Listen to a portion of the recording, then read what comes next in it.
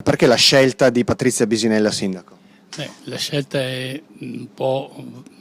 non a senso unico, è naturale perché fa parte dell'area Tosi, è stata indicata anche da Flavio Tosi al quale gli va dato atto di aver governato la città in maniera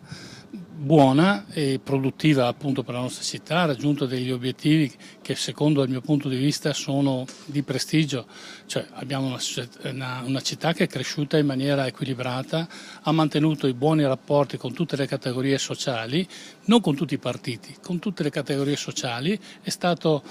per conto mio un coagulatore ed è un cavallo di razza come politico ed è per questo che uno lo appoggia e poi spero sempre che riesca a fare quel salto di qualità che possa portare sia la nostra area che il nord Italia, il Veneto, a posizioni migliori. In che cosa si differenzia CSU rispetto alle altre liste? Quali sono i punti caratterizzanti? Ecco, CSU noi abbiamo un po' mascherato, ma la verità vera è che noi ci richiamiamo proprio la CSU bavarese, cioè la nostra area è un po' quella dei democristiani, naturalmente non tutti sono stati democristiani, però questi sono i nostri valori e ci teniamo molto a valorizzare il territorio dove abitiamo, valorizzare le persone del territorio, senza che ci siano interferenze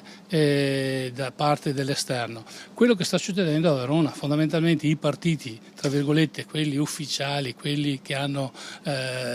parola a livello nazionale, stanno ostacolando queste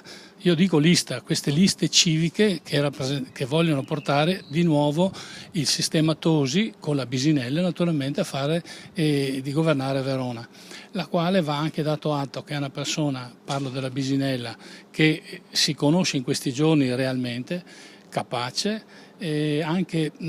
oltre ad essere capace ma anche sa effettivamente le cose, i meccanismi dello Stato italiano naturalmente e dell'amministrazione, è competente anche sui problemi della città, dunque credo che una mano di donna, mano gentile, faccia solo bene alla nostra città.